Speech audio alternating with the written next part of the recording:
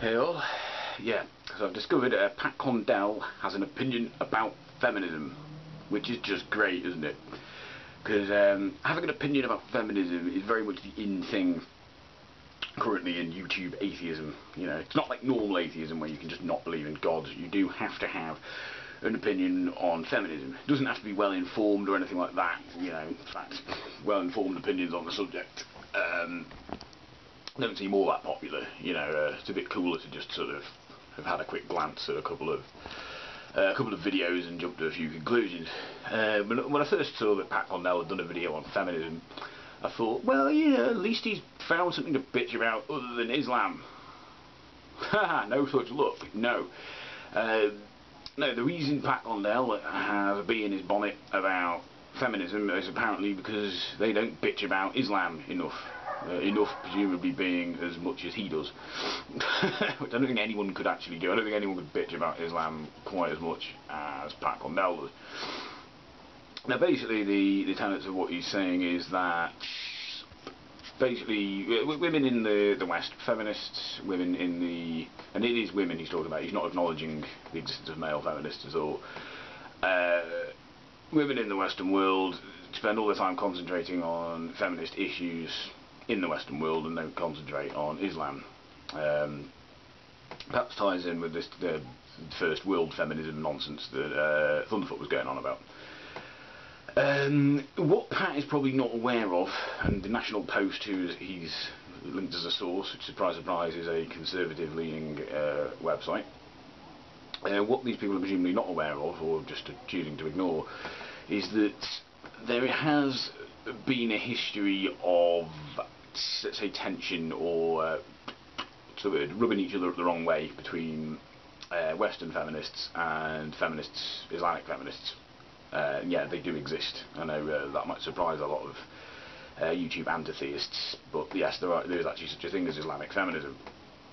And the history of this is that certain Western feminists have said that they've talked about things like burqas being oppressive to women, that kind of thing, that women being made to cover their bodies up is oppressive, it's part of patriarchy. And apparently Islamic feminists have actually taken offence to this. You know, they've said, you know, don't tell us how to dress. You know, you don't tell us how to dress. Because a lot of people, of course, are making the assumption that women in the Islamic world don't actually want to dress like this. And the problem here is we're ignoring the fact that although, let's say, like, movements like feminism are thought of as very progressive, that doesn't mean members of these movements can't be a bit conservative about certain things. You know, appealing to tradition is not exclusively the realm of the right of centre.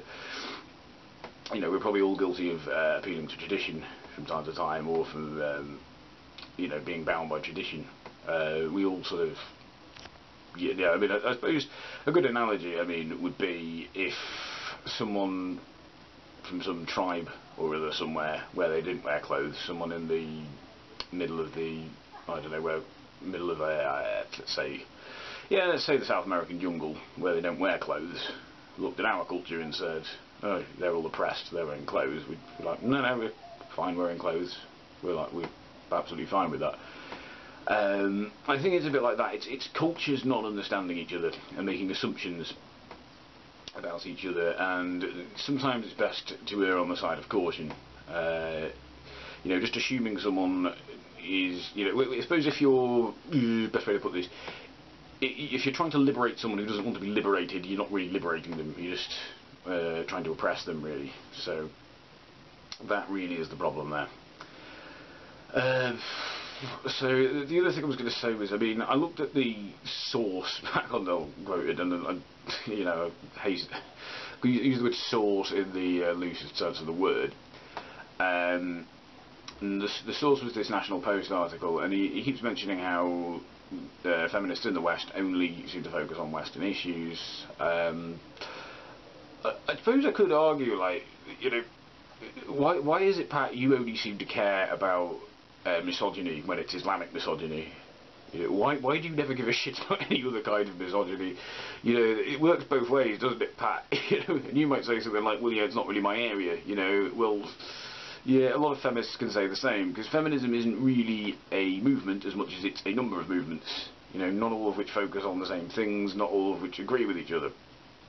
It's another thing a lot of people don't seem to grasp.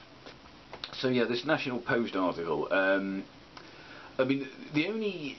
I didn't really find much actual information in it, just a lot of conservative bitching really, but the name that came up was Deborah Kate, and apparently she is a progressive Western feminist who was asked to speak out on this issue and supposedly said, you know, oh, it's not for me to tell, you know, women in Islamic countries how to dress. So anyway, I googled her name. I had to do a lot of digging around. I found what I think is her blog. I say I think, I don't know, yeah, I mean, I found a feminist blog under the name Deborah Kate. It was, I'm assuming it's the right Deborah Kate. It could, you know, it's possible it could be a different person with the same name, but I'm assuming it's the right person. It was a very old blog, one that hasn't been updated for a good few years. I had to dig through it quite deeply to find, you know, I still couldn't actually find the quote the National Post had given. I'm not saying they've made it up, but I don't know where they've got it from. What I did find while I was digging through her blog was actually quite a number of entries that did address women's issues in other parts of the world besides, you know, the Western world. You know, she did mention International Women's Day, and she mentioned the repression of women in Islamic countries and, you know, a number of other countries, and also certain African countries as well. I mean, so yeah, I don't really get an issue unless I've got completely the wrong person, but you know, I don't really get where you're coming from. I mean, it shouldn't surprise me that Pat Condell has put up yet another ill-informed video on a subject that he either doesn't know anything about or has an extreme desire to mislead people about. So it does just seem that Pat is just looking for an excuse to bitch about Islam again, and has just decided to come in from a slightly different angle. So, a couple of points for originality there, Pat, but absolutely no points for making any fucking sense. Anyway, let me know what you think, if you can be bothered. Goodbye.